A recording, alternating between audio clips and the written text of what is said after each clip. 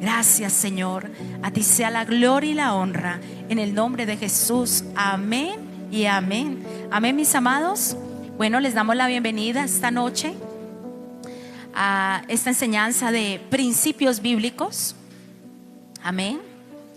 Que sea el Señor renovando nuestra mente, nuestros pensamientos, recordando tal vez verdades que ya conocemos o revelando, ¿sí?, cosas nuevas que el Señor tiene para nosotros. Hoy yo les quiero hablar, y también le doy la bienvenida a todas las personas que están virtualmente por Facebook. Bienvenidos. Hay mucho por abordar. Voy a ir tratando de a ver hasta dónde alcanzamos. Les voy a hablar de la economía del hoy y de la economía del mañana, ¿sí? La economía del hoy y la economía del mañana. Y estamos basados en el texto bíblico que dice en 1 de Timoteo 6, versículo del 17 al 19. ¿Sí? Dice la palabra del Señor, 1 de Timoteo 6, 17 al 19. Dice: enséñales a los ricos de este mundo que no sean orgullosos, ni que confíen en su dinero, el cual es tan inestable. O sea, si hay algo que tenemos que entender, un principio bíblico es: nuestra confianza no puede estar en el dinero, porque ahí mismo lo dice la palabra, el dinero es algo inestable. De hecho, a través de la historia vemos que se han presentado crisis económicas, donde se ha caído las bolsas, que uno podría decir eso no puede ocurrir, y ha ocurrido, ¿sí? Entonces, eso es un principio bíblico que tenemos que tener en cuenta. Nuestra confianza no puede estar en el dinero. El dinero es algo inestable. Hoy se tiene, mañana no. Hoy no se tiene, mañana se puede tener. ¿Listo? Dice: deberían depositar su confianza en Dios, quien nos da en abundancia todo lo que necesitamos para que lo disfrutemos. Y eso quiero que lo subraye. Dios nos da en abundancia todo lo que necesitamos. ¿Cuál es el problema? ¿Qué pensamos que es lo que necesitamos? Pero Dios nos da en abundancia todo lo que necesitamos, y todo eso que nos da en abundancia es para que lo disfrutemos. Entonces, necesitamos entender que nuestro uso del dinero también debería de ser diferente por causa del Evangelio. Es decir, si yo he llegado a los pies de Cristo y tenía un estilo de forma de vida pecaminosa, y Dios ha ido transformando mi vida a través de la revelación de su palabra y de su verdad, pues algo que también debe de cambiar por causa del Evangelio es la manera en cómo yo uso el dinero. Eso también tiene que ser transformado, y es algo en el que el pueblo de Dios aísla el dinero. Y no, es que Dios también quiere redimir esa área en nuestras vidas. Dios también necesita revelar la verdad de esa área en nuestras vidas para que esa vida también sea para que esa área también sea transformada en nuestras vidas. Entonces quiero que leamos el Proverbios 38, 9. Y este es un proverbio que tenemos que entender muy bien, porque si usted lo lee, usted necesita la revelación de Dios para entenderlo. Porque el que estaba escribiendo los proverbios, que fue el rey Salomón, que dijo: no me des pobreza, pero tampoco me des riquezas, manténme del pan necesario. ¿Y por qué pedía esto Salomón? Porque decía: no sea que yo me sacie y termine ¿qué? Negando a Dios, olvidando a Dios. O sea, puede ocurrir que Dios a uno lo bendice de tal manera, con tantas riquezas, que te puedes desviar y nos podemos olvidar de Dios. Y entonces dice ahí: no sea que me sacie y te niegue y diga: ¿quién es Jehová? Porque recuerden que la palabra dice que es Dios el que nos da el poder para hacer las riquezas. Entonces no vaya a ser que nos dé riquezas y luego estemos diciendo: no, pues esto lo conseguí yo con mi esfuerzo, mi sabiduría, ¿cierto? O que siendo pobre, ahí están las dos, o que siendo pobre hurte y blasfeme en el nombre de mi Dios. ¿Cuál es el equilibrio en esta palabra? Cuando tenemos 1 de Timoteo 6, 17, cuando dice que Dios nos da todo lo que necesitamos en abundancia. Dios conoce nuestros corazones, amados. Dios nos quiere bendecir. Pero aún si hay algo de lo que yo me convenzo cada día, es que hay que estar preparado para la bendición. ¿Sí? Tenemos que estar preparados para la bendición. Y por eso nuestra mente tiene que ser renovada en cuanto al dinero. Por eso es que la escritura es indiferente hacia el valor del dinero, ¿sí? El dinero simplemente es una ¿qué? Herramienta que nosotros podemos usar para honrar a Dios. Cuando yo tengo ese concepto de que es una herramienta, algo que Dios me da para yo honrarlo a Él, entonces entiendo y no voy a caer en lo que le decía Pablo a Timoteo, y le decía, ojo Timoteo, primera de Timoteo 6:10, porque le decía, raíz de todos los males es el amor al dinero. Entonces, ¿cuál debe ser nuestro objetivo? Entender que el dinero es una herramienta y que debemos nosotros dominarlo y no ser dominado por él, ¿sí? No ser dominado por él. Entonces hay un principio básico en cuanto al dinero, y es entender que todo le pertenece a Dios. Eso lo hemos estado hablando en la palabra de los diezmos y las ofrendas, porque cuando entendemos que todo le pertenece a Dios y que nosotros somos solo administradores, entonces vamos a entender los principios, la palabra de Dios, la verdad de Dios de una manera más fácil. Porque cuando yo siento que soy dueño, entonces yo quiero tomar el control, entonces yo quiero retener, y entonces ahí no vamos a poder aplicar la palabra de Dios. Ahora, si entiendo que yo soy un administrador de todo lo que Dios me da, no solo del dinero, de mi vida, de mi familia, de todo lo que Dios me concede, lo que tengo que tener en cuenta es que yo rindo cuentas como administrador. O si no, ¿quién le da algo a alguien para que administre, José, y no rinde cuentas? Así no funciona, ¿verdad? Si Dios es el dueño y nos ha dado a nosotros el cargo de administradores, tenemos que tener en cuenta que vamos a rendir cuentas de eso que Dios nos ha dado para administrar. Y entonces allí es donde necesitamos ¿qué? Sabiduría. Porque ¿qué es administrar? Aprovechar al máximo cada oportunidad que se nos presenta para la gloria de Dios, ¿sí? Maximizar lo que Dios nos da. ¿Para qué? No para que Dios nos diga, ay, qué buen administrador eres. No, todo es para qué. Para la gloria de Dios. Así que yo me convenzo de que muchos, miren mis amados, yo llevo caminando con el Señor, y de hecho uno de los primeros problemas que yo tuve caminando con el Señor, cuando era simplemente un miembro en la casa de Dios, eran problemas financieros. Y muchos de los problemas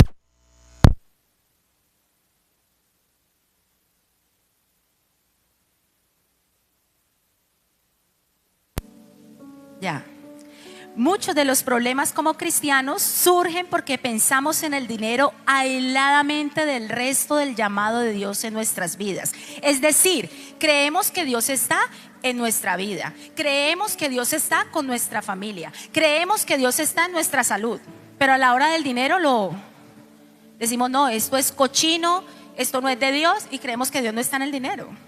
Pero si usted lee la Biblia, usted se da cuenta que Dios también, por causa del evangelio, quiere transformar nuestras finanzas. Amén. Entonces, ¿qué ocurre, mis amados? Dios quiere impactar nuestras vidas también con respecto a lo que la Biblia y la palabra de Dios habla del dinero. Yo supongo que aquí no estamos todos escuchando la iglesia, pues porque están sobrados, ¿no? Supongo yo, ¿no? En cuanto a la verdad del dinero, esto debería estar lleno. ¿Sí, no? Porque una de las cosas a través del ministerio que yo he visto y que yo viví es el dinero. Es como un talón de Aquiles del cristiano. Pero ¿cuál es el problema? El cristiano cree que Dios no está en el asunto del dinero. Lo saca de la ecuación. Y ese es un problema serio. Porque por causa del evangelio, Dios quiere transformar también cómo concebimos el dinero. Dios quiere transformar también nuestra economía. Dios quiere impactar nuestra vida también en cuanto al dinero. Ahora, ¿qué debemos entender? Claro, Dios quiere bendecirnos. ¿Cuántos creen que Dios nos quiere bendecir? Eso es una verdad, porque Dios es un Padre bueno y quiere bendecir. Pero otro principio básico que tenemos que entender en cuanto al dinero es que acaparar dinero también es dañino. Es decir, Dios me bendice con propósito. ¿sí? Es un instrumento. Pero si yo creo que Dios me va a dar dinero solamente para yo acumular, acumular, acumular. No sé si recuerdan una parábola que está por allá en Lucas 12, que habla de un hombre que fue bendecido, que tuvo una gran cosecha, y él solo pensaba en ¿qué? En hacer graneros más grandes para guardar la bendición de Dios. ¿Y qué dice Jesús con respecto a la enseñanza de esa parábola? Dice: necio, hoy vienen por tu alma y tú estás pensando en aumentar los graneros. O sea, nosotros no podemos ser personas que pensamos que Dios nos va a dar dinero y que nos va a bendecir para acumular. Ese pensamiento hay que quitarlo. Dios no nos va a bendecir para acumular. Dios nos da una cierta cantidad de dinero para gastar. Por eso dice que Él nos bendice. Recuerdan 1 Timoteo 6:17. Él nos da todo lo que necesitamos. ¿Para qué? Para que lo disfrutemos. Entonces uno se halla a veces con gente con dinero guardado, pero no disfruta de nada. El dinero está ¿para qué? Dígale al que está a su lado: para gastarlo. ¿Sí? De hecho, mira, la palabra en 1 Timoteo 5:8, que está ahí atrásito, dice: aquellos que se niegan a cuidar de sus familiares, especialmente los de su propia casa, han negado la fe verdadera y son peores que un incrédulo. Si Dios te da a ti el dinero para que tú también suplas necesidades en tu casa, eso no es pecado, eso es la voluntad de Dios, para que tú gastes en tu casa, ¿sí? Porque hay gente que cree que es amontonar, amontonar, y hay necesidades, no, pero no se puede. No, ahí se está negando ¿qué? La fe verdadera, y son peores que los incrédulos. Ahora vamos a colocar el equilibrio, porque siempre hay que colocar un equilibrio. No es tampoco para que usted gaste sin medida, no. Porque también Dios nos da dinero ¿para qué? Para sembrar, para dar. Para eso también Dios nos da dinero. Y también Dios nos da dinero para ahorrar. Entonces, ¿de qué me habla la economía del hoy? De cómo yo gasto el dinero y de cómo yo doy. ¿Y de qué me habla la economía del mañana? ¿Qué tan endeudado estoy? ¿Y qué tanto dinero ahorro? Porque ¿cuántos tienen deudas? Yo creo que todos vivimos en una cultura de deuda. Ahora, vamos a entender más adelante, pues que la deuda, ahorita la vamos a ver, no me adelanto. Entonces, lo que gastamos y damos nos habla de cómo está nuestra economía hoy. Pero lo que guardamos y qué tan endeudados estamos nos habla de la economía de mañana, del futuro. Vamos a hablar de la economía del hoy. ¿Cuánto deberíamos gastar? Si yo a un administrador le doy para que administre y le doy cierta cantidad de dinero, ¿usted espera que él se gaste todo? No, porque el principio de la administración es maximizar, aprovechar al máximo. Entonces, si tú entiendes, si yo entiendo que yo soy un administrador, tengo que entender el principio: no me puedo gastar todo. También tengo que sacar semilla para sembrar. Entonces, eso hay que tenerlo como un principio, porque si tenemos nosotros que todo lo que nos ganamos, todo nos lo gastamos, hay que empezar a pedirle al Señor que nos ayude, que renueve la mente, y vamos a ver, ¿sí? Porque eso es lo que hacemos muchos de nosotros como administradores: gastamos todo lo que el Señor nos da, y tal vez el argumento es: no me alcanza. Pero ahí es donde vamos a ver cómo debemos gastar y cuánto deberíamos gastar. Para saber cuánto debemos gastar, debemos de preguntar cuál es el estilo de vida a la que Dios nos ha llamado. ¿Qué se entiende por estilo de vida? Estilo de vida se refiere a los hábitos de consumo a los que estamos acostumbrados. Entonces, si tú te gastas todo porque todos los días quieres salir a comer por fuera, vas a tener que replantear, ¿sí? Ahora, si tú te gastas todo porque lo que te ganas no te alcanza, pues entonces vas a tener que orar al Señor para que te cambie el empleo. Claro. Porque ya vimos el texto base que Dios nos da todo lo que necesitamos en abundancia. Entonces, ¿qué pasa? El estilo de vida son los hábitos de consumo a los que estamos acostumbrados. Dónde vivimos, cómo vestimos, dónde compramos la ropa, los hábitos de consumo. Y allí es donde también nosotros tenemos que tener una contracultura. Porque allí es donde nosotros a veces vivimos por encima de nuestras posibilidades. Y entonces ahí tenemos que replantear nuestro estilo de vida, porque yo no me puedo gastar lo que no tengo. ¿Sí? ¿Quién quisiera ir a vacacionar a Dubái? Pues todos. Pero si no tenemos, pues no podemos hacerlo. ¿Cierto? No se trata de lo que quiero, se trata de también yo. Y eso no es falta de fe, eso es sabiduría. Porque a veces nosotros creemos, no, pero es que Dios, no. Hay que tener fe, pero también hay que ser sabios. Entonces, nuestro estilo de vida determina nuestras necesidades. Entonces, algo que yo he aprendido, lo aprendí, mis amados, porque dentro de la cultura de este mundo somos compradores compulsivos. Vemos algo y nos gusta y pues decimos, lo quiero. Pero cuando digan lo quiero, pregunta, ¿lo necesito? Y no lo compres inmediatamente. Te doy un consejo: ve, ora y espera al otro día, a ver si realmente lo necesitas o es que lo quieres. Y si lo quieres y puedes, pues cómpratelo. Pero si lo quieres y no puedes y eso te va a descuadrar, pues no lo compres, porque no lo necesitas. ¿Sí? Eso es sabiduría. Amén. Entonces nuestro estilo de vida determina nuestras necesidades.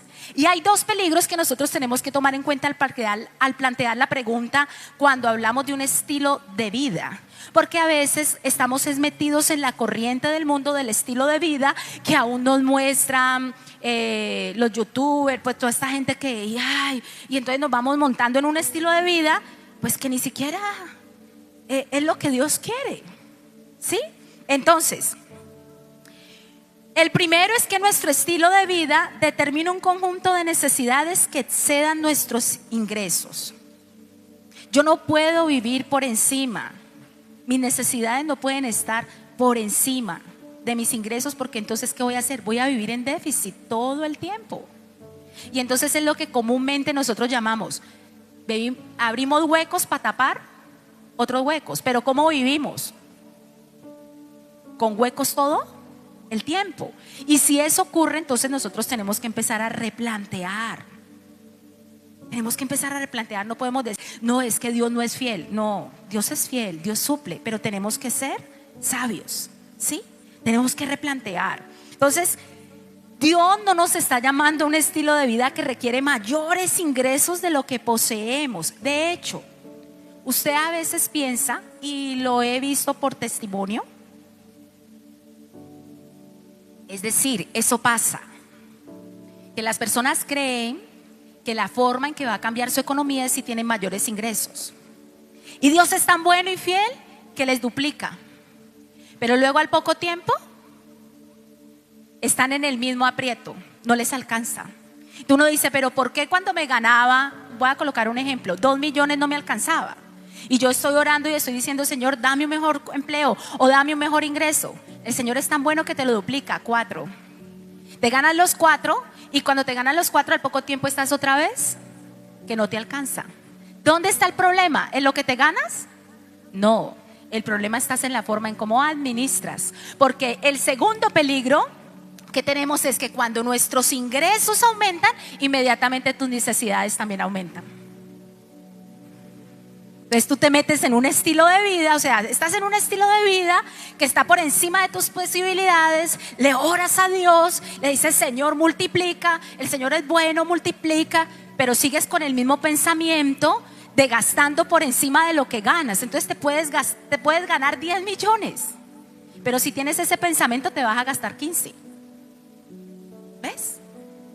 Entonces ahí es donde nosotros necesitamos entender que Dios no nos llama a un estilo de vida de más de lo que producimos.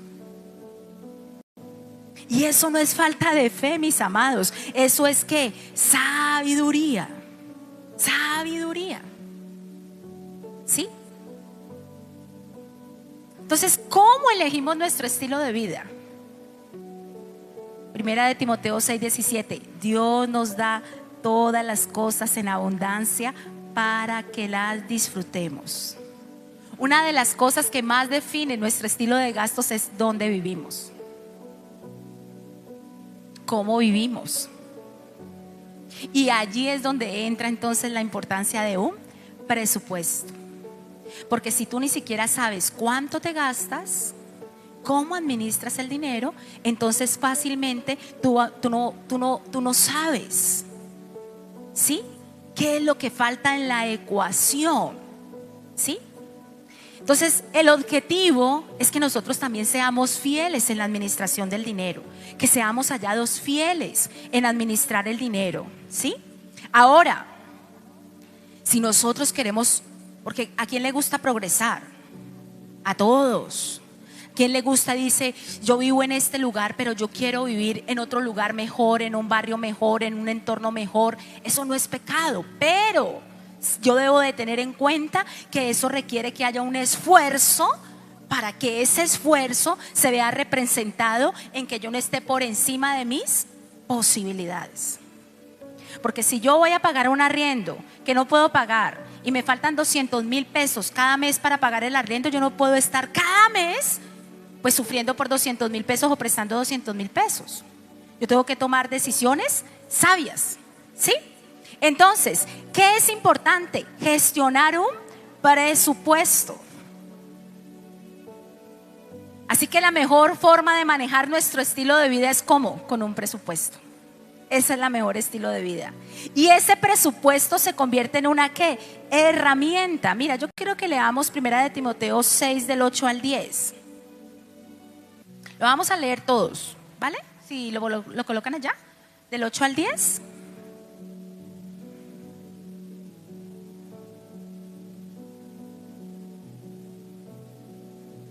Así que, ¿sí lo tienen? Así que, si tenemos suficiente alimento y ropa, estemos ¿cómo? Contentos. Pero los que viven con la ambición de hacerse ricos caen en tentación y quedan atrapados por muchos deseos necios y dañinos que los hunden en la ruina y la destrucción. Pues el amor al dinero es la raíz de toda clase de mal, y algunas personas en su intenso deseo por el dinero se han desviado de la fe verdadera y se han causado muchas heridas dolorosas. Entonces, ¿qué ocurre con el presupuesto? Es una herramienta de contentamiento, porque me ayuda a protegerme de la ruina y de la destrucción, de gastarme más de lo que no tengo, ¿sí? Ahora, el contentamiento no me habla de conformismo. O sea, yo tengo que aprender a estar contento, pero yo también tengo que aprender a estar ¿qué? A querer progresar, a orar a Dios, a querer mejores cosas. El contentamiento no es conformismo, no nos equivoquemos. Y lo que la palabra de Dios está diciendo es, estemos contentos, pero también miremos cuáles son las motivaciones de por qué hacemos lo que hacemos. Porque mire, todo trabajo que nosotros hacemos glorifica a Dios. Y si todo trabajo que nosotros hacemos glorifica a Dios, entonces no existe el trabajo secular y el trabajo de Dios. Todos los trabajos que glorifican a Dios son de Dios. Si tú donde estás lo haces para glorificar a Dios, eres un cristiano que hace las cosas con amor, con excelencia, que eres honesto, que eres recto, tú estás glorificando a Dios. Entonces el trabajo no es un trabajo mundano, no, es un trabajo que glorifica a Dios. ¿Ves? Entonces, ¿estamos hablando de qué? De que hacer un presupuesto nos protege de la ruina y de la destrucción. ¿Cómo tu presupuesto es una herramienta para el contentamiento? Porque te ayuda a restringir el exceso de gastos. Ahora que estábamos orando con Nancy en la intercesión y estábamos orando por las finanzas de la iglesia y orando por esta palabra, Nancy en las oraciones hacía mención y decía, Padre, yo recuerdo cuando la pastora nos enseñó a hacer un presupuesto. Yo les digo, hagan un presupuesto. Si no lo saben hacer, yo se lo enseño a hacer. Pero eso es muy sencillo. Empiece por qué se gasta, anotando todo lo que usted va gastando en el día a día. Al fin de la semana usted puede hacer y decir, me gasté en esto, me gasté en esto, me gasté en esto. O sea, un presupuesto nos ayuda, ¿sí? Nos ayuda a restringir el exceso de gastos, porque a veces el dinero se vuelve dinero ¿de qué? De bolsillo. Y usted dice, pero es que yo tenía 50,000, pero ¿y en ¿qué me fueron esos 50,000? Ahora usted barata un billete de 50,000 y es que eso usted no sabe. Es barata, pues imagínense, ya estamos en los billetes de 100,000, ¿cierto? Entonces nos ayuda a restringir el exceso de gastos, nos ayuda a proteger de la ansiedad, porque a veces es que necesitamos gastar dinero de una manera ansiosos por gastar dinero, pero necesitamos ¿qué? Restringir. El presupuesto nos demuestra cómo Dios ya ha provisto para nosotros. Yo no sé si a usted le ha pasado, a mí me ha pasado. Yo sacaba el presupuesto y decía, uy, pagué esto. ¿Y cómo fue eso? El Señor como que multiplicó el dinero. Porque realmente el presupuesto nos ayuda a ver cómo Dios provee para nosotros. No solamente se restringen los gastos, sino cómo Dios es fiel, cómo Dios nos da para todo lo que nosotros gastamos, ¿cierto? Y nos ayudan a asegurarnos de que nuestros gastos se basan en lo que necesito. Es decir, ahí en esa relación de gastos tú te vas a dar cuenta si estás gastando en lo que necesitas verdaderamente o si estás gastando en cosas que en ese momento no son necesarias y que de pronto no puedes y necesitas replantear. Porque te digo, si puedes hacerlo, pues Dios nos da todo en abundancia para disfrutarlo, pero si no puedes, entonces tiene que replantear, porque nuestros gastos no pueden exceder nuestros ingresos, porque si no vamos a vivir en un déficit continuo y vamos a vivir endeudados toda la vida. Ahora vamos a ver lo de las deudas. Ahora, entonces, la economía del hoy, ¿cuánto deberíamos gastar? Ahora, ¿cuánto deberíamos dar?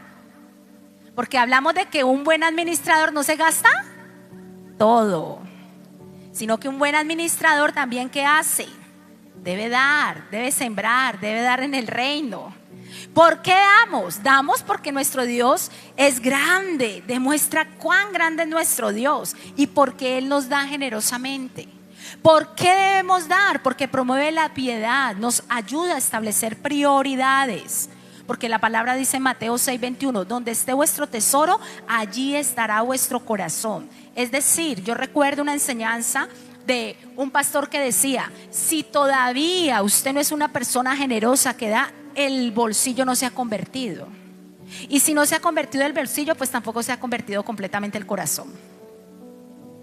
Porque la palabra de Dios nos dice que no podemos servir a dos señores, a Dios y a las riquezas. El dinero es una herramienta, mas no tiene que ser un señor, uno que gobierna en nuestra vida, ¿sí?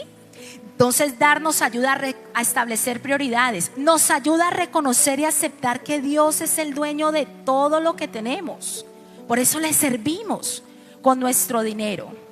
Dar nos ayuda a animar a otros y alabar a Dios, como dice la palabra en 2 Corintios 9:12, porque la administración de este servicio del dar no solamente suple lo que a los santos falta, sino que también abunda en muchas acciones de gracias a Dios. Y dar, porque todo el que diga que da sin esperar nada a cambio se está engañando. Todos damos esperando algo y eso es bíblico. Porque la palabra que dice, el que siembra escasamente, escasamente segará. El que siembra generosamente, generosamente cosechará. Entonces todos damos, pues esperando ser bendecidos. Y el dar propicia la bendición de Dios. El dar trae ¿qué? Recompensa. Amén.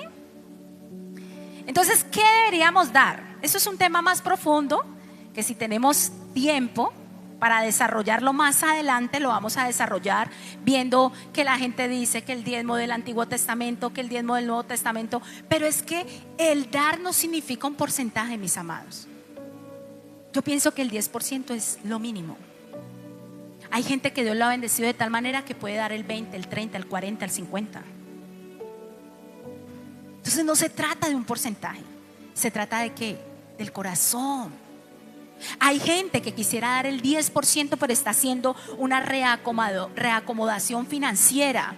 Y entonces dice, Señor, te voy a dejar el 5% para hacer esta reacomodación. Eso tampoco es pecado. Porque la palabra de Dios dice que cada uno debe dar conforme a su capacidad. Es un acto de fe el dar. Entonces eso no se trata de un porcentaje. Y por eso es que en el Nuevo Testamento Pablo no habla de un porcentaje. Porque el diezmo era la ley, lo que la gente tenía que hacer. Pablo habla de la ofrenda, que es mucho más allá del diezmo. ¿Cómo tiene que empezar uno? La gente empieza al revés, la gente empieza con las ofrendas. No, empieza con el diezmo. Y luego, en la medida en que Dios le va aumentando, le va dando, ¿qué hace? Usted también entra a otro nivel, ofrenda. Pero la gente hace al revés, empieza ofrendando y luego dice, cuando el Señor me dé más, le doy el 10. Y resulta que cuando el Señor le da más, ese 10 le pesa. Porque la gente a veces quiere incremento de ingresos, pero no quiere incremento en el dar. Amén. Entonces, más que un porcentaje, mis amados, es darle todo al Señor, rendir todo a nuestro Dios. Todas nuestras vidas enteras deben ser entregadas para la gloria de Dios. Y hay algo que debe caracterizar al Hijo de Dios, al cristiano, el ser que generosos. Eso es algo que debe estar en nuestro corazón, ¿sí? Por eso en Hechos 20:35 dice, hay más dicha en dar que recibir. En la Reina Valera dice, más bienaventurado es dar que recibir. Vamos a hablar ahora de la economía del mañana. Vamos a hablar del talón de Aquiles, la deuda. ¿Sí? Porque yo quiero que entendamos que estamos en medio de una cultura donde todo es muy fácil para que tú adquieras una deuda. Pero mis amados, las deudas no las podemos tratar a la ligera. Debemos de ser muy cuidadosos. Tenemos que ser sabios, entendidos, que las decisiones que tomamos hoy financieramente también impactan el mañana, el futuro. Nosotros a veces pensamos que las decisiones en nuestra vida nos afectan al futuro, pero que las decisiones financieras no, también. Las decisiones financieras del hoy van a impactar nuestro futuro en el mañana. Entonces mira lo que dice Proverbios 20:25. ¿Qué dice Proverbios 20:25? Trampa es consagrar algo sin pensarlo y más tarde reconsiderar lo prometido. Mire, mis amados, la ignorancia es necedad. La ignorancia no nos exime del pecado y tampoco nos libra de ser responsables por nuestras finanzas. Entonces es una trampa. Usted sale al éxito y hay una cantidad de asesores. Lo quiere ya, présteme su, ya, le tiene un, a usted le llegan al celular, yo no sé si a usted le pasa eso. A usted le llegan al celular, tienes una tarjeta de crédito por yo no sé, ven y reclámala ya. ¿Tienes un crédito? Y entonces ahí es donde vamos a ver bíblicamente que habla la palabra de Dios sobre las deudas. Porque trampa es hacer algo sin uno pensar. ¿Recuerdan que habla la palabra? Ahora me trae a memoria de alguien que quería hacer una torre, pero que no se puso a calcular los gastos, a planear, y luego ¿qué pasó? Quedó en ruina. Entonces, para hacer una deuda tenemos que pensarlo y tenemos que pensarlo muy bien. Y eso es responsabilidad de nuestras finanzas. Mire, cuando se trata de hablar del futuro, Dios es el que sabe todas las cosas. Nosotros no, el conocimiento que tenemos del futuro es la revelación de Dios. ¿Sí? De hecho, la palabra de Dios dice en el Salmo 139:16: en tu libro estaban escritas todas aquellas cosas que fueron luego formadas sin faltar una de ellas. Es decir, lo que hablábamos el domingo, Dios trabaja por diseño. Ya hay un diseño. Pero el Salmo 90:12 nos dice: enséñanos de tal modo a contar nuestros días que traigamos al corazón sabiduría. Así que nosotros debemos de considerar el futuro en nuestras decisiones. Entonces, ¿cómo tomamos decisiones financieras para el futuro cuando no conocemos el futuro? Entonces vamos a ir a las escrituras, ¿sí? Hay acontecimientos revelados del futuro como la segunda venida de Cristo. Sabemos que Cristo viene como rey. Hay una segunda venida. ¿Cuándo? ¿El día y la hora? Dice que ni los ángeles lo saben. Pero lo que sí sabemos es que va a volver, ¿cierto? Entonces, también Dios nos da a conocer a veces a través de su palabra, ¿sí? Sabiduría que tiene un componente futurista. Miremos lo que dice Proverbios 10:4.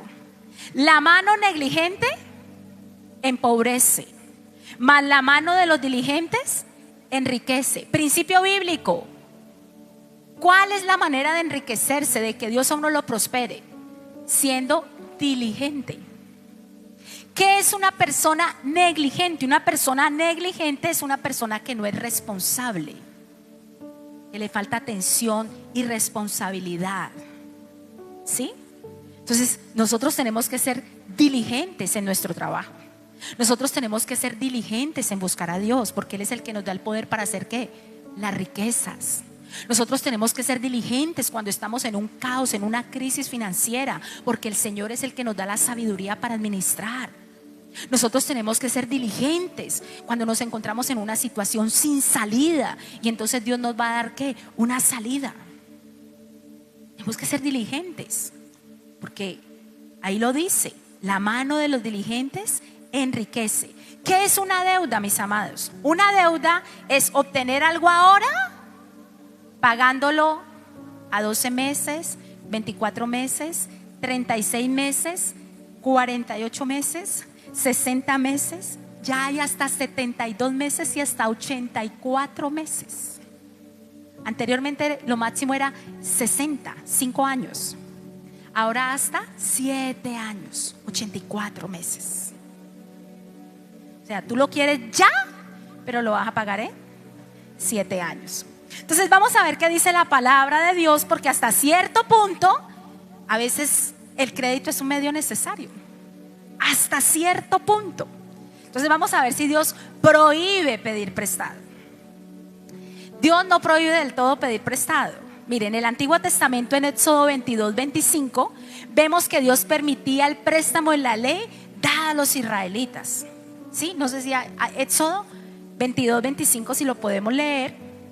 Y en el Nuevo Testamento dice: si uno de ustedes presta dinero a algún necesitado de mi pueblo, no deberá tratarlo como los prestamistas, ni le cobrará intereses. Ahí está hablando de que alguien estaba ¿qué?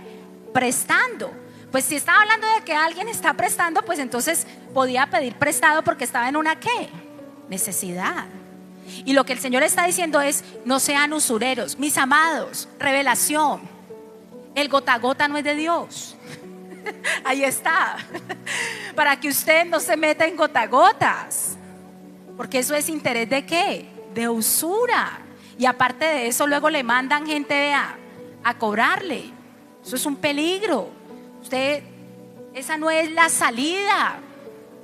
Usted dice: yo estaba orando para una salida y hoy por ahí me entregaron un volante de un gota a gota. Eso es el diablo, eso no es Dios. Porque tenemos que tener ¿qué? Discernimiento. Si es que el diablo también se viste de ángel de luz, usted tiene que tener discernimiento. El gota a gota no es de Dios. Entonces, mis amados, en el Nuevo Testamento dice en Lucas 6:35, cuando Jesús estaba dando unas instrucciones, decía: haced bien y prestad. Entonces, a través de eso nos podemos dar cuenta pues que no está del todo prohibido pedir prestado. Se permitía. Pero podemos pedir prestado sin pecar. Pero también podemos pedir prestado pecando. ¿Sí? Porque podemos pedir prestado porque hay un corazón que está impaciente, codicioso o incrédulo. ¿Sí? Entonces ahí pedir prestado se convierte en un pecado cuando suponemos equivocadamente acerca de Dios. Cuando se trata de deudas que creemos que nos metemos, que son de cosas que no tienen un respaldo. Por ejemplo, yo compré mi casa con un préstamo de una cuota inicial y pagué la casa 5 años. ¿Qué hubiera pasado si yo al término de 3 años algo hubiera pasado y yo no hubiera podido pagar mi casa? Pues ahí está el respaldo. Yo vendo mi casa, pago la deuda y puedo obtener algo de ganancia dependiendo de cómo esté la deuda, cuánto estaba, cuántos intereses, cuánto había abonado. Compro un carro, pues la deuda está respaldada en el bien. ¿Sí? Pero cuando me hago un viaje, me endeudo para un viaje, el viaje que yo he soñado. ¿A dónde, Karina? No, a Punta Cana. Y digo, esto es la voluntad de Dios. me voy al viaje a Punta Cana, me gasto, mejor dicho, en todo incluido esta vida y la otra. En deuda, ¿no? Estoy hablando de en deuda. Si usted lo tiene y puede, hágalo. O sea, no malinterprete. Ay, la pastora dijo que Punta Cana es hora del diablo. No, por favor escuche bien. Se endeuda, llega, y cuando llega le tienen la tarjeta. Salió a vacaciones y le tienen la cartica de despedida. Lo despidieron del trabajo. Y usted endeudado hasta los dientes. ¿Cómo hace usted para pagar ese viaje? Usted no puede ir a Punta Cana a decir devuélvame tiquetes, devuélvame lo que lo comí, devuélvame las dormidas. No, usted ahí quedó como engrampado, porque adquirió una deuda en algo que no es un bien que respalda la deuda. Porque nadie sabe en los 60 meses, en los 72 meses, en los 84 meses qué va a pasar. Ojalá pues se pueda pagar. Pues uno no. Yo creo que nosotros aquí con el temor de Dios nada adquiere una deuda para perderse y para no pagar. No, todos adquirimos una deuda pensando en que la vamos a pagar en un determinado tiempo. Pero pueden ocurrir cosas. Entonces, mis amados, ¿sí? Algo que no debemos hacer. Voy a aumentar el cupo de esta tarjeta de crédito que Dios respalda. Y para celebrar esto nos vamos al restaurante más caro y paguemos con la tarjeta de crédito que Dios provee. No, mis amados, así no es. Si usted tiene ese pensamiento, usted tiene que, ¿cuál es el pensamiento? Ay, pero es que usted se lo merece. No, es que esto se trata de ir construyendo finanzas con el temor de Dios, y va a llegar el momento en que Dios te va a dar la oportunidad de ir a ese restaurante que tú quieres ir. ¿Sí me hago entender? Pero tenemos que ser sabios, entendidos. No nos podemos gastar lo que no tenemos. Así que para asumir una deuda debemos de examinar nuestros motivos y también debemos de pensar, ¿lo necesitamos? Vea, yo le quiero contar un testimonio. A mí no me gustan las camionetas, pero todos saben que nosotros tenemos una camioneta. Pero a mí personalmente de carros no me gustan las camionetas. Yo soy de las personas que pienso que los carros, sea una camioneta, a mí me gustan más los carros pequeños, porque para manejarlos me parece súper. Se parquean en cualquier parte. O sea, me encantan los carros pequeños. Las camionetas como son grandes y todo, me parece todo más complejo. Entonces yo no le estaba orando al Señor por una camioneta, pero como el Señor sí conoce el futuro, entonces le estoy hablando de más o menos, eso fue en diciembre del 2021 creo, o 2020, no sé, o 21. Mi papá era el dueño de esa camioneta. Me dijo, Paula, voy a vender la camioneta, quiero que te quedes con la camioneta. Me dijo mi papá. A mí me dio risa, porque mi papá era una persona que pues muy correcto, y era de las personas que pensaba que uno todo se lo tenía que ganar. Él no daba nada, ¿sí? Entonces cuando él me dice quiero que te quedes en la camioneta, pues yo sabía que no me decir quiero que te quedes en la camioneta, te la regalo. No, quiero que te quedes con la camioneta. Ah, bueno, ¿cuánto tienes? Y yo, por molestar, muchachos, por molestar, le dije 1 millón. Dijo, listo, no te la puedo vender en 1 millón porque no vale eso. Te la voy a vender en 25 millones, que es un precio muy barato para una camioneta. Me traes el 1 millón de pesos, te la llevas y me dices cómo me la puedes pagar. Le dije, ah, bueno, papá, ¿qué no sabía yo? Que luego nosotros en marzo íbamos a estar en el centro comercial. Y ahí en esa camioneta, ¿qué había que hacer? Meter sonido, meter equipos, meter televisores, meter todo. O sea, era con un propósito. ¿Qué es lo que a veces nosotros no entendemos con lo que Dios hace? Amén. Entonces sigamos, mis amados. Los créditos entonces, mis amados, no son del todo pues malos. A veces un crédito nos permite enfrentar emergencias no previstas, ¿cierto? Aunque cuando uno tiene un presupuesto, uno dentro de su presupuesto tiene emergencias, algo ahí que uno reserva. El crédito nos brinda la oportunidad para dar marcha a un negocio. Usted a veces necesita meter capital para que su negocio marche. Pero eso está respaldado, ¿qué? Pues en el mismo negocio, en la mercancía. Entonces nosotros no podemos pensar que el crédito es del todo malo, ¿sí? El crédito nos permite comprar artículos de gran valor que pueden ser necesarios, como una casa, como un carro, que tal vez uno no tiene pues para comprarlo así, chan chan. Pues ojalá uno lo pudiera comprar así, pero no todas las veces pasa eso, ¿sí? Pero siempre esa deuda tiene que tener un respaldo. Cosa que si hay una crisis, usted por ejemplo tiene una crisis con ese crédito, pues bueno, tiene su empresa, algo soluciona, le ora a Dios. Entonces, ¿por qué, mis amados? Porque el crédito no es un pecado, pero sí esclaviza. Eso lo dice la palabra.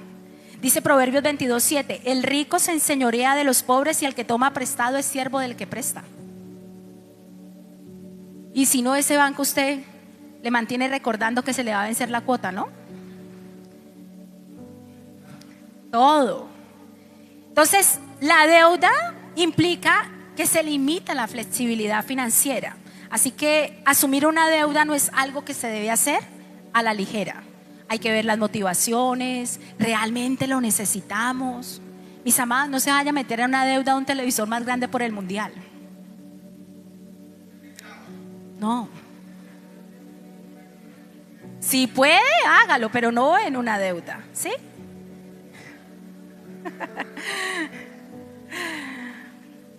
Entonces necesitamos, ¿qué necesitamos, mis amados? La sabiduría de Dios y hacernos estas preguntas. ¿Lo necesitamos? ¿Cuáles son las motivaciones, las razones? ¿Vamos a glorificar a Dios? ¿Puedo costearlo? Es decir, ¿tengo los medios para pagarlo? O sea, ¿puedo pagar esa deuda? Porque recuerden, primer principio, no podemos vivir más allá de nuestras posibilidades. Pero mis amados, ¿qué pasa? Estoy diciendo qué debe hacer antes de adquirir una deuda, pero ¿qué pasa si usted ya está endeudado? O sea, ya, pastora, vea, ya estoy, mejor dicho, deudas. ¿Qué debo hacer? La respuesta rápida es hacer un plan de pago. Esa es la respuesta rápida. Porque eso es lo que dice Romanos 13:7: pagad todo lo que debéis, no debas a nadie nada. Y para eso, para hacer un plan de pago, tal vez tú tienes que prescindir de cosas que no son tan necesarias, pero que por un tiempo te vas a tener que ajustar, apretar. ¿Cuál es la respuesta larga? Porque claro, hacer un plan de pagos es algo que es pues tiempo y sacrificio. Eso no es de la noche a la mañana.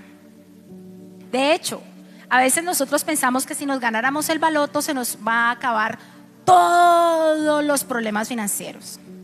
Yo me vi en Los Informantes la historia de la primera persona que se ganó el baloto en Colombia. Y ella había pasado ya un tiempo considerable, no recuerdo si eran ya 7 años, y ella dice: lo peor que a mí me pudo pasar fue ganar el baloto.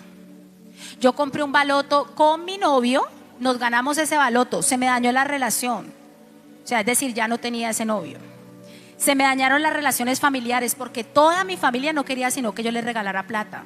Y yo, como para poder hacer eso, dije: no, creemos una empresa. Usted sabe que el baloto no da pues 5 ni 10 millones, eso son poco de millones. Entonces ella dijo: pues hagamos una empresa pues para que trabajemos, porque la plata hay que ponerla a producir. No querían trabajar, eso no era sino un problema. Me gané de enemigos a toda mi familia. Lo peor, esa persona decía: lo peor que me pudo haber pasado a mí fue haberme ganado el baloto.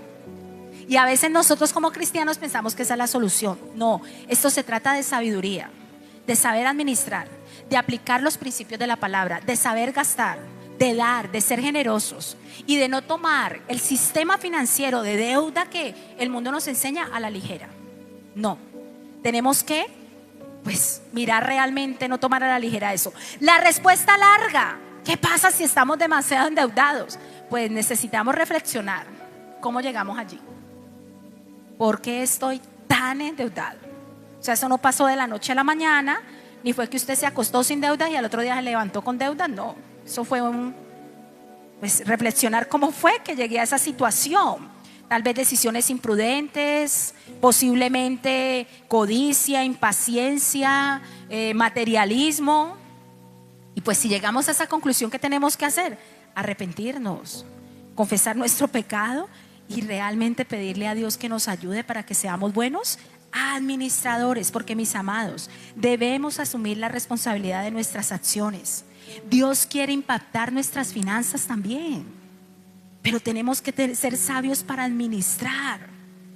Mire, mis amados, no pagar deudas no agrada a Dios. Hay gente que no paga y pues dice no tengo, pero la palabra de Dios en Mateo 5, 25, 26 dice que debemos de conciliar y pagar nuestras deudas, porque dice, si no vendrá el adversario y te llevará ¿a dónde? A la cárcel. Hay gente que se desaparece y deja las deudas. No, usted tiene que pedirle a Dios, y eso hace parte de ¿qué? De sanar las finanzas, ¿sí? De sanar. Y el arrepentimiento también implica tomar decisiones necesarias para que no se repitan las mismas decisiones. Para que no se repitan las mismas decisiones. A veces, la forma en cómo aprendemos a ser buenos administradores es porque ya estuvimos en una crisis y hemos aprendido a lo que no debemos hacer. ¿Sí? Entonces, por último, mis amados, ya vamos a terminar. Hablemos del ahorro. Este también es la economía del mañana. Ahorro. O sea, si somos personas generosas para dar, si somos personas que tenemos nuestro presupuesto, nuestros gastos no rebasan nuestro estilo de vida básico, pagamos nuestras deudas, pero no estamos ahorrando. Error. O sea, yo no le estoy diciendo que ahorre y el banco tiene 3 cuotas allá pendientes. No, es un proceso, mis amados. Dios va sanando y Dios le va dando a usted la sabiduría y luego le va dando la capacidad también para que usted tenga ¿qué? Ahorros, porque eso también está dentro de la voluntad de Dios. La deuda es obtener algo ahora para pagar después. El ahorro es lo contrario, es conseguir algo después pagándolo ahora. Si usted empieza a ahorrar y dice voy a ahorrar porque me voy a comprar esto en tanto tiempo, entonces usted está ahorrando para pagarlo después. La deuda es al revés. ¿Qué dice sobre planear para el futuro? Proverbios 6, 6, 8 dice: ve a la hormiga, oh perezoso, mira sus caminos, sé sabio. Porque ¿qué hace la hormiga? Prepara en el verano su comida y recoge en el tiempo de la siega su mantenimiento. Proverbios 21, 20 dice: el sabio almacena, mientras que el tonto despifarra todo lo que tiene. Ay, pero y usted dice, pero bueno, usted ahorita nos habló de una parábola que no había que acumular. Es que una cosa es acaparar y otra cosa es ahorrar. Porque usted al dinero le tiene que dar ¿qué? Propósito. Y para eso tenemos un gran ejemplo, la vida de José. Dios le reveló a José que iba a venir una crisis. 7 años de abundancia, 7 años de escasez. ¿Y qué le dio? Un plan. Quinté, ¿cierto? Quinteó, creo que fue que quintear. Y preparó durante 7 años de abundancia para luego poder ¿qué? Poder afrontar los 7 años de escasez. ¿Qué hizo en esos 7 años de abundancia? Ahorró. O sea, gastó porque también se mantenía, pero ahorró para luego cuando venía ese tiempo de escasez. Así que vemos que el ahorrar es el medio normal de Dios de capacitarnos para proveer para el futuro. ¿Sí? Para proveer para el futuro. Ahora, ¿qué es lo importante? Que todo el dinero que ahorramos tenga el propósito de glorificar a Dios. Debemos ahorrar con propósito. Claro, recordemos la economía del hoy: gastar, dar. La economía del mañana: deudas y ahorro. ¿Listo? Vamos a colocarnos en pie, mis amados. Ahora, quiero que miremos Romanos 8:32. Porque, mis amados, si hay algo que nosotros tenemos que entender, es que Dios ya ha provisto todo para nuestras necesidades. Y debemos de confiar en Él y ser sabios para administrar. ¿Qué dice Romanos 8:32? Dice: si Dios no se guardó ni a su propio Hijo, sino que lo entregó por todos nosotros, ¿no nos dará también todos los demás? ¿No nos dará darnos generosamente junto con Él todas las cosas? Es decir, si Dios entregó a su propio Hijo, dice esta palabra, lo entregó por todos nosotros, ¿cuánto no nos dará todo lo que necesitamos? O sea, Dios ya proveyó todo lo que necesitamos. ¿Cuál es el problema? Que a veces nosotros pensamos que necesitamos cosas que no necesitamos. pero todo lo que necesitamos ya está provisto por Dios. Amén. Entonces vamos a orar, mis amados. ¿A cuánto les ha bendecido la enseñanza? A mí me bendijo mucho. Quiero que ahí donde estés cierre tus ojos y que tú le puedas decir, papá, hablar con Dios y decirle, Señor, tú eres el dueño de todo. Separados de ti no podemos hacer nada. Nada podemos hacer, papá. Enséñanos, Señor, como dice tu palabra en el Salmo 90:12. Enséñanos, Señor, a contar nuestros días para vivir con sabiduría. Señor, necesitamos sabiduría, esa sabiduría que viene de lo alto, para ser buenos administradores. Padre, hoy oramos, Señor, para que tú nos ayudes, Padre de la gloria, Señor, a administrar, a no vivir por encima de las posibilidades. Ese es, Padre de la gloria, culturalmente, Señor, es lo que se nos vende, que necesitamos cosas para ser felices, que necesitamos muchas cosas para que no hayan vacíos. Pero el único que puede llenar nuestro corazón eres tú, Señor. Nos mete en el materialismo, Señor, pero tu palabra dice que tú nos das todas las cosas en abundancia para que las disfrutemos. Tú ya has provisto todo para nosotros, Señor, y simplemente el dinero es una herramienta, Señor, para servirte, para glorificar tu nombre. Danos la sabiduría para ser buenos administradores. Pídele a Dios ahí la sabiduría. Dile, Señor, danos la sabiduría, Señor, para administrar, para gastar. Danos corazón generoso, Señor, para sembrar en tu reino, para que tu reino se siga extendiendo en esta tierra, Padre de la gloria. Porque, Señor, el dar, Padre de la gloria, como dice en tu palabra, trae más bendición que recibir, Señor. Padre, danos la sabiduría, Señor, para tomar decisiones, Señor, financieras que afectan nuestro futuro, Señor. Hoy oramos, Padre de la gloria, Señor, para que seas tú, Padre celestial, Señor, por causa del evangelio, trayendo una transformación, Señor, en nuestra economía, Señor. Que los principios de tu palabra, Señor, sean esas verdades, Padre de la gloria, Señor, Padre celestial, que traen libertad a nuestras vidas, Señor, y que tú, Padre de la gloria, nos das el poder para hacer las riquezas, papá. Padre celestial, ven y sana la economía, Señor. Que los principios de la palabra de Dios sean nuestro estandarte, Señor, para administrar el dinero. No los principios de este mundo caído, sino los principios de tu palabra, Señor, que son verdad. Hoy te lo pedimos en el nombre precioso de Cristo Jesús. Padre, ten misericordia. Danos un plan de pago, Señor, si hay demasiadas deudas, Señor. Padre, hoy te pedimos perdón si hemos sido malos administradores. Perdónanos, Señor. Ayúdanos, Señor. Alumbra los ojos de nuestro entendimiento, Padre de la gloria, Señor. Hoy te pedimos, Padre celestial, que nos restaures, Señor. Hoy te pedimos en el nombre precioso de Cristo Jesús, Señor. Necesitamos asumir la responsabilidad de nuestra economía, de nuestras finanzas, Señor. Por eso necesitamos que nos restaures, que nos ayudes, que nos des la sabiduría, Señor.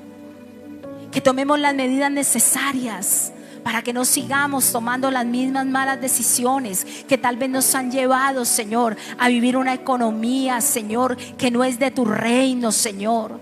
Porque tu palabra dice que Cristo se hizo pobre para que nosotros fuésemos enriquecidos.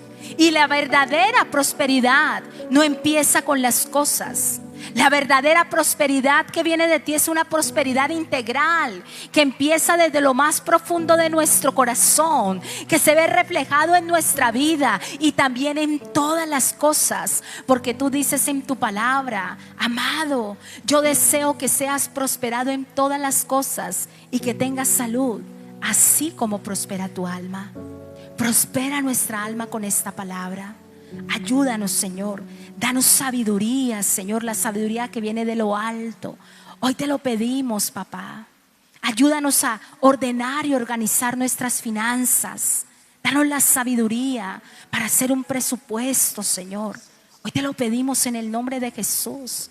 Porque por causa del evangelio, tú también quieres impactar nuestras finanzas. Padre, hoy oramos, Señor, por la economía de cada familia aquí representada, Señor, para que se establezca tu verdad, tu palabra, tus principios. Hoy oramos, Padre de la gloria, para que tú bendigas los emprendimientos, el trabajo de nuestras manos, para que bendigas las empresas, Señor, para que nos des sabiduría para hacer negocios, Señor, para que los que hacen, Señor, un trabajo sean trabajadores honestos, rectos, Señor, trabajadores que glorifican tu nombre, empresarios que glorifican tu nombre, Señor, porque también te servimos con nuestro dinero, porque el dinero es una herramienta, Señor, para glorificar tu nombre. Por eso hoy, Padre Celestial, vamos a prepararnos para ofrendar, mis amados, para dar con generosidad. Por eso hoy, Señor, tome su ofrenda, si la tiene allí, si también la va a dar en la pantalla, aparecen también, si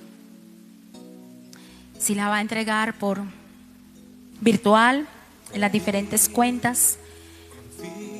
Padre Celestial, hoy oramos, Señor, por esta semilla, cada diezmo, cada ofrenda, cada donación, Señor. Padre Celestial, es una semilla, Padre de la gloria, que se siembra en tu reino. Y toda semilla que se siembra, Señor, es bendecida, es fructificada, es multiplicada. Por eso tu palabra dice que más bienaventurado es dar que recibir. Padre, hoy creemos por tu palabra, Señor, que estas semillas, Señor, se multiplican en el nombre precioso de Cristo Jesús. Hoy creemos, Señor, como dice tu palabra, que no comemos el pan con escasez, que tú no dejas a ninguno de tus hijos desamparados, ni su descendencia que mendigue pan, Señor. Por eso hoy, Señor, hoy creemos a tu palabra, de que tú, Señor, bendices, fructificas, provees. Hoy levantamos el nombre de Jehová Jireh, el que provee, el que sustenta, Señor. Bendice la obra de nuestras manos, Señor. Gracias, porque de lo recibido de tu mano te damos, para darte gloria y honra. Que el dinero, Señor, se convierta en una herramienta, Señor, para glorificar tu nombre, Señor. Gracias. En ti estamos confiados, Señor. Dile, Señor, en ti confía mi corazón. En ti, Señor, mi alma reposa. Todo mi ser, Señor, descansa en ti, porque sabemos que tú estás obrando, Señor. Sabemos que tú estás obrando. Gracias, papá. Porque sé que estás obrando tu perfecta voluntad. En mi vida estás obrando. Tú lo estás haciendo, Señor. Tú estás obrando tu perfecta voluntad. Tú estás estableciendo tu reino. Gracias, Señor, porque en ti estamos confiados. Vamos, dile, Señor, yo confío en ti. Yo creo, Señor, que tú eres Dios que provees, que suples para cada necesidad y la suples abundantemente, Señor. Por eso descansamos en ti. Gracias. Gracias, Señor. Confía mi corazón, en ti reposa mi alma, mi ser descansa en ti. Puedo ser feliz porque sé que estás obrando. Porque sé que estás obrando tu perfecta voluntad. Tú estás obrando tu perfecta voluntad en nuestras vidas, en la economía de nuestra familia. Tú estás obrando, Señor, tu perfecta voluntad, Señor. Tú estás obrando en medio, Señor, de las empresas. Tú estás obrando, Señor. Tú lo estás haciendo y nosotros estamos confiados en ti. Señor, venga a tu reino. Ven y establece tu perfecta voluntad, tu agradable voluntad. Señor, trae una renovación, un cambio de pensamiento, Señor. Padre de la gloria, Señor, hoy en el nombre precioso de Cristo Jesús hay un cambio de mente, Señor. Hay renovación por el poder del Espíritu Santo de Dios, porque esa es la única manera que podemos comprobar tu buena voluntad, tu perfecta voluntad, tu agradable voluntad, Padre de la gloria. Gracias, porque tú estás obrando tu perfecta voluntad en mi vida, estás obrando.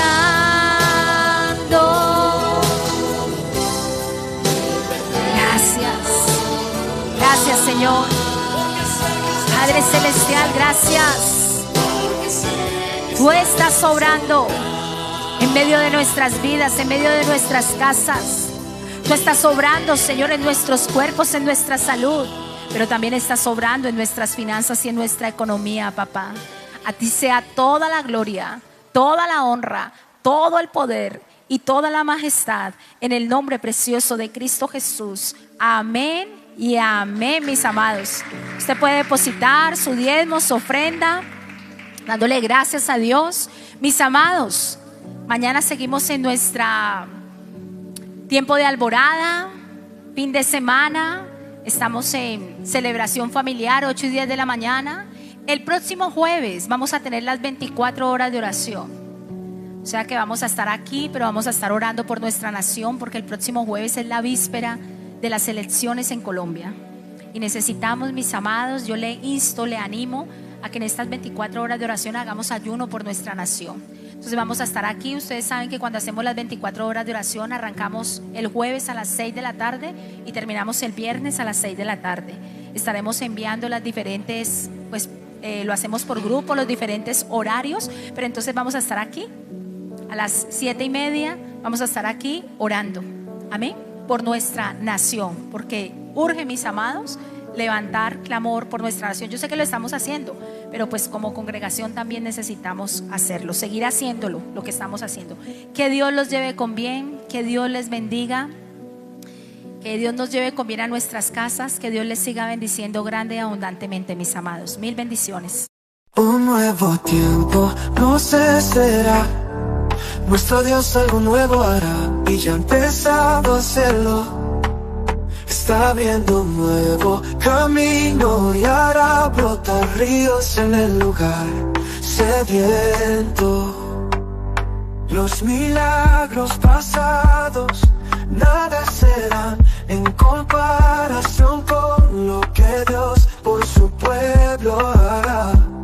Le veremos obrar con toda gloria, poder y majestad. Y dispuestos seguiremos, entregando nuestro corazón para darle solo a Él toda gloria y honor, llevando a cabo la misión de anunciar su salvación a toda la creación. Somos misión carismática al mundo norte. Mi casa, tu casa, ven y celebremos en familia, te esperamos.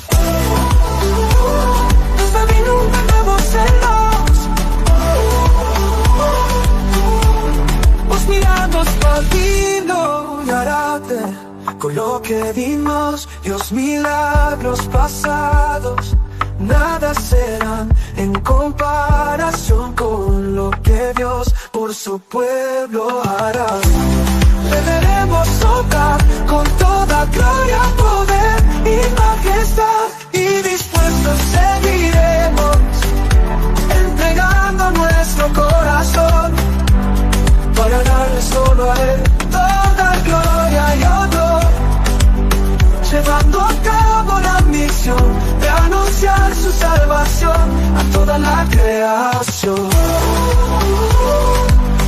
Somos misión carismática al mundo. Mi casa, tu casa, ven y celebremos en familia, te esperamos. Anunciar su salvación a toda la creación. Somos misión carismática al mundo norte.